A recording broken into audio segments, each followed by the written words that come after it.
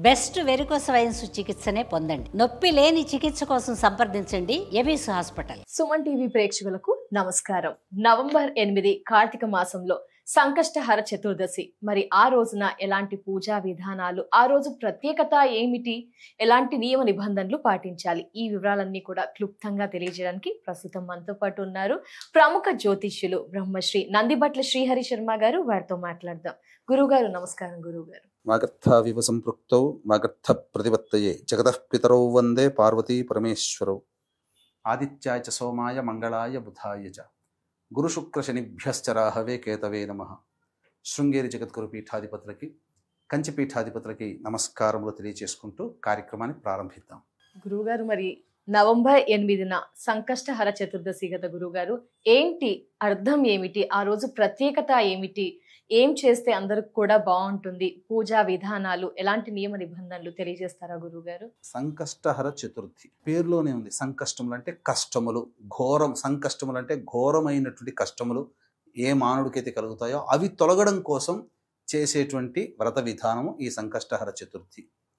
మన సనాతన ధర్మంలో అనేక మంది దేవతలు ఉన్నారు, కొలుచుకుంటాం. అనేక దేవతలకి అనేక రూపాలుగా, అనేక విధాలుగా మనం ఆరాధన ఉంటుంది. శివుడికి మాస శివరాత్రి, విష్ణువుకి ఏకాదశి, అమ్మవారికి అష్టమి, అమావాస్య, చతుర్దశి తిథుల్లో, సుబ్రహ్మణ్య స్వామికి షష్ఠి తిథులు, అలాగే గణపతికి ఈ యొక్క సంకష్టహర చతుర్థి అనేటువంటిది. అయితే గణపతిని ఉపాసన చేసేటువంటిది రెండు రకాలు. వరద చతుర్థి అని అంటారు, సంకష్ట చతుర్థి అని అంటారు. వరద చతుర్థి అని అంటే అమావాస్య వెళ్ళిన తరువాత వచ్చే చవితి తిథి రోజున చేసుకునేటువంటిది పూజా విధానం. అలాగే సంకష్టహర చతుర్థి అంటే పౌర్ణమి వెళ్ళిన తర్వాత ప్రదోషకాల సమయానికి చతుర్థి తిథి ఉండాలి, రాత్రి కాలంలో. కాబట్టి ఈ యొక్క కార్తీక మాసంలో చాలా ప్రత్యేకత ఉందమ్మా. వచ్చేటువంటి సంకష్టహర చతుర్థికి 8వ తారీఖు నవంబర్ రోజున ఏర్పడుతుంది. ఈ రోజున మనం చూసుకున్నట్లయితే ఎంతో మంది విష్ణువుని ఆరాధించే వాళ్ళకి శనివారం కదా. అవును గురుగారు, శనివారం అయింది. తర్వాత చతుర్థి తిథి ప్రదోష కాలానికి, సాయంకాలానికి, రాత్రి సమయానికి వ్యాపిస్తుంది. కాబట్టి 8వ తారీఖు అయింది.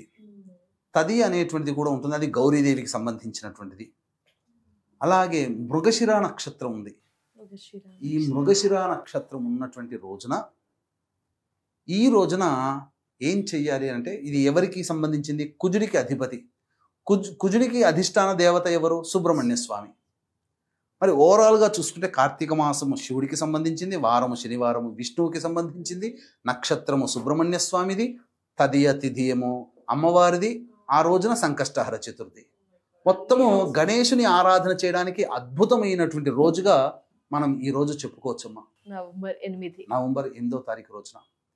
కాబట్టి ఈ యొక్క వ్రతాన్ని ఆచరించడానికి సంబంధించి మనం చూసుకుంటే 27 వారాలు చేయడం అనేటువంటిది మనకు పరిపాటిగా ఉంది శాస్త్ర ప్రకారం.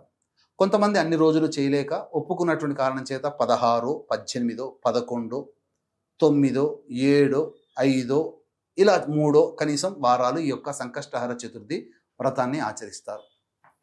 ఈ సంకష్టహర చతుర్థి వ్రతం అనేటువంటిది కూడా చాలా నియమముగా చేయాలి.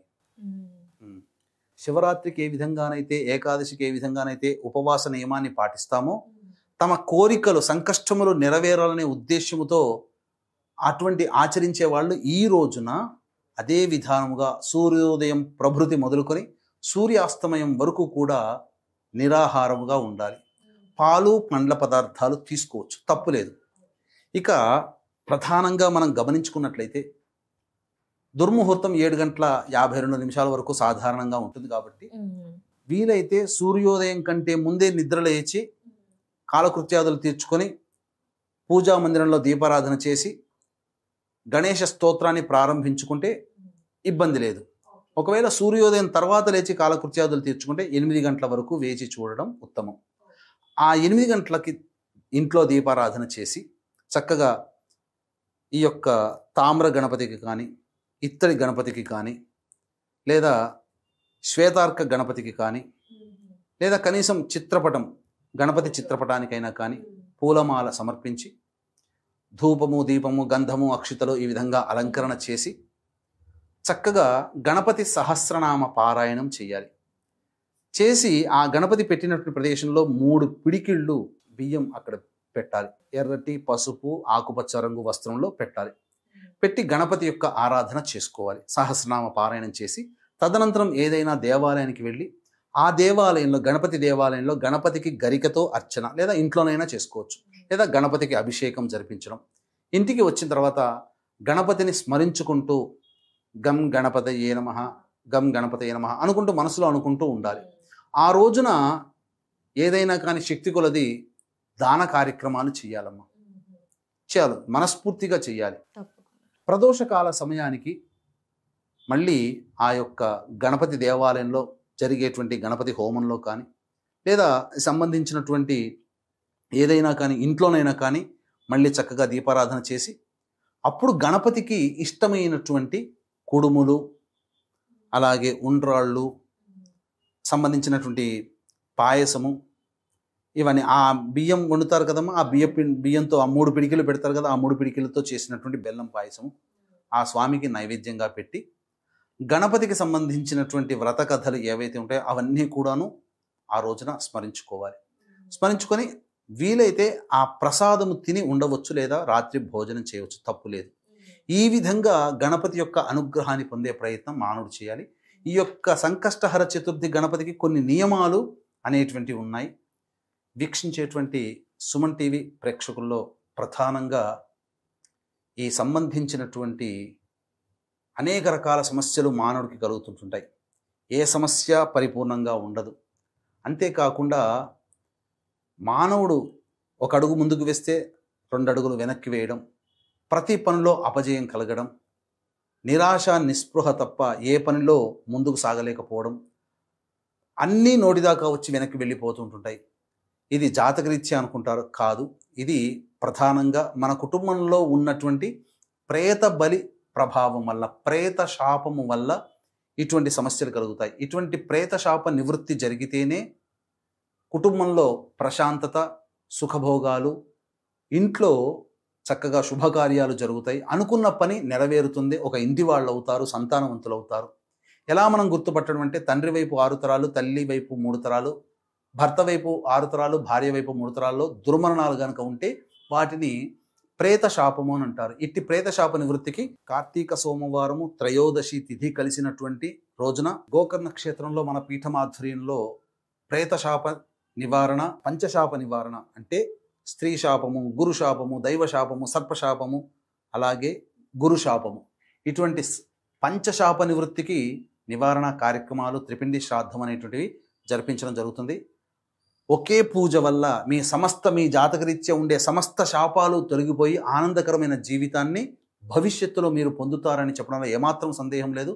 కాకపోతే ఇక్కడ కొన్ని మైనస్లు అనేటువంటివి ఉన్నాయి. కొంతమంది నక్షత్రాల్లో జన్మిస్తేనే ఈ యొక్క ప్రేత శాపం అని చెప్పి భయపెడుతున్నారు. నక్షత్రాల్లో జన్మిస్తే ప్రేత శాపం అనేటువంటిది ఏమీ లేదండి, అది గుర్తుపెట్టుకోండి. అలాగే చాలామంది డైరెక్ట్గా పులోమని వెళ్ళిపోవడం వల్ల ఏం జరుగుతుంది, సరైన వాళ్ళు మీకు దొరకరు. అంతా మేము బాగా చేయిస్తామని అంటారు, కానీ కాంపిటీషన్గా తూతూ మంత్రంగా పురాణోక్తంగా చేయిస్తున్నారు.